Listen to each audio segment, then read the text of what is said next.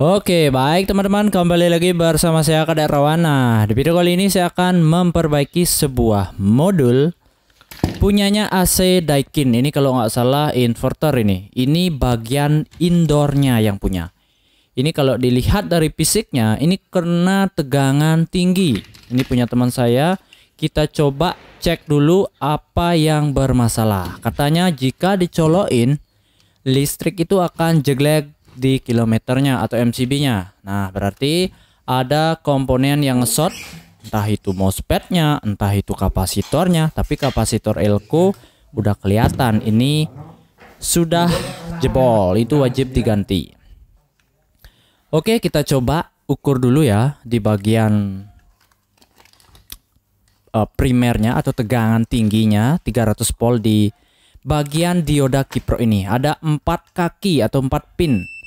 Ini bagian input, ini inputnya ngesot. Apakah bagian dioda kipro atau dioda sisir ini yang rusak? Kita lepas dulu bagian kapasitor elko-nya. Ini karena udah kelihatan jebol. Jangan langsung diganti dan dicoba ya, itu jangan. Karena ada beberapa komponen pendukung seperti MOSFET, kapasitor, dan ada juga yang sebagai pembatas ketika ada tegangan tinggi dia akan memprotek. Saya lupa namanya komponennya. Oke, di sini kita coba telusuri. Di sini ada fuse. Ini ada fuse. Ini biasanya di bagian inputan dari listrik PLN 220. Kata yang punya ini kena tegangan tinggi. Karena gensetnya nggak disetting, jadi tegangannya melebihi kapasitas dari tegangan biasanya. Nah, ini bagian MOSFET kita ukur. Ada 3 pin. Apakah dia yang short? Biasanya dia ada pengaman ketika ada tegangan tinggi, dia akan memprotek atau dia akan short. Maka tegangan itu akan diputus dan MCB jeglek. Dia di-shortkan itu istilah. Nah, di sini alurnya kita coba ukur dari input 220 volt masuk ke sini lilitan dan kemudian ke dioda. Itu seharusnya nggak ngesot ini. Ini ngesot dia. Antara netral dan fase itu nggak boleh ngesot. Nah, ini yang perlu dicurigai. Ini komponen pembatas ketika ada tegangan melebihi dari 250 volt, entah itu 300, dia akan otomatis protek, jeglek. Maka semua komponen akan aman.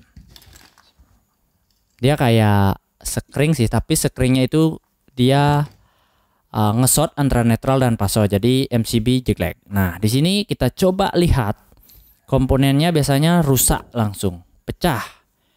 Oke, benar saja dia pecah. Kalian bisa lihat di sini kita ukur dia kayak kapasitor dia. Ini kapasitor tanpa polaritas atau positif negatif dia. Nah, ini ngesot. Ini seharusnya nggak boleh seperti ini. Berarti tegangannya itu melebihi dari 300 volt atau 400 volt karena kapasitor elko itu ngesot atau jebol. Nah, ini udah nggak ngesot di bagian dioda, di bagian jalur inputnya. Ini sekring juga putus. Ini wajib diganti. Oke, yang penting MOSFET nggak jebol, dioda kipro nggak jebol, dan komponen lainnya nggak jebol. Kalian berani untuk mencobanya, nggak apa-apa.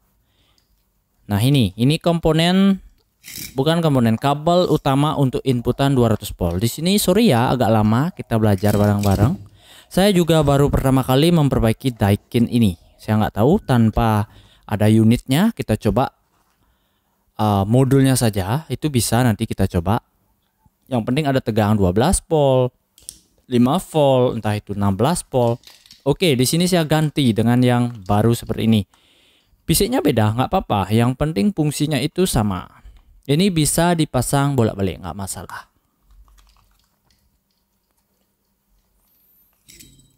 Bisa sih, jangan diisi, tapi menurut saya safety. Kalau tanpa ini, saya yakin semua komponen yang ada di bagian primer atau tegangan tingginya itu akan jebol semua. Itu biayanya lebih banyak. Nah, kalau ini kan aman. Oke, ini udah saya ganti. kita pasang covernya, kita isiin aja. Nah, kemudian kita ganti bagian bukan kapasitor, fuse serta springnya. Ini yang hidup dan itu yang rusak. Tadi saya nggak mau mencoba itu dari tegangan 220 volt karena udah nge-short. Saya ukur. Nah, ini adalah salah satu saja ya. Ada banyak kemungkinan, entah itu MOSFET, entah itu kiproknya, entah itu bagian optocouplernya, itu banyak banget. Ya, yang penting kita belajar di bagian primernya seperti ini loh. Cara perbaikannya. Kalau dibeli ini modulnya mungkin sampai 800 sampai 1 juta. Kalau nggak multi ya, ini kan originalnya. Nah, ini saya pasang aja seperti yang tadi, yang baru.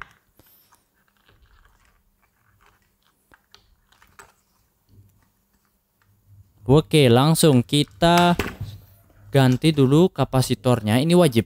Jangan sampai tidak diisi. Ini bahaya banget untuk komponen lainnya. Oke, fisiknya beda tapi nilainya sama. Ini jangan sampai terbalik antara putih dan tanpa garis-garis. Itu yang ada garisnya itu artinya negatif, dan tanpa garis itu artinya positif. Ini jangan sampai terbalik. Nanti meledak dia kayak mercon.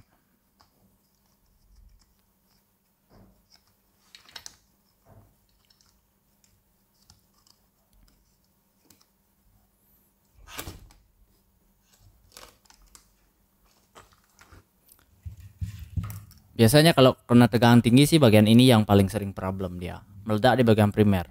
Bagian sekunder tuh biasanya lebih safety lah karena udah nge-shot duluan di bagian primer, hanya sebentar tegangan tinggi dia naik sedikit aja udah putus, itu udah aman. Katanya gensetnya nggak diukur tegangannya, dia langsung dihidupin. Ketika tokonya di jumper langsung ya meledak. Oke, di sini ada LED indikator dan ada tombol untuk switchnya. Nanti kita coba. Yang penting ini nyala, tandanya, indikatornya aman. Oke, saya pakai 2 kabel seperti ini. Ini jangan dipegang ya kalau udah dicolokin.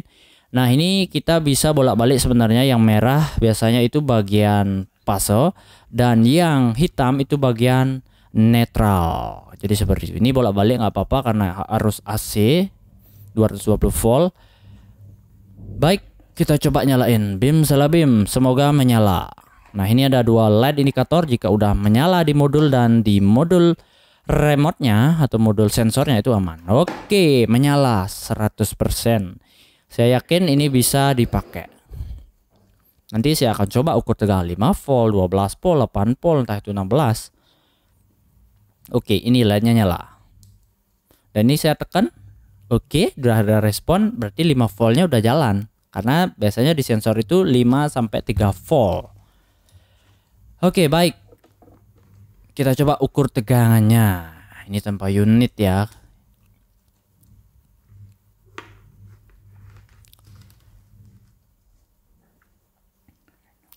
Oke, baik, kita coba ukur bagian, kita random aja ya. Ini groundnya bisa bebas kalian pakai di sini groundnya 1 dan positifnya bebas.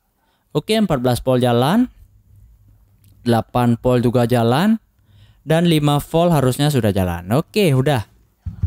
Ini udah bisa pakai. Oke, sekian review teknik. Jangan lupa like, comment, share di media sosial kalian, dan jangan lupa subscribe channel YouTube Belajar Teknik. Thank you. Oke, udah cukup. Thank you.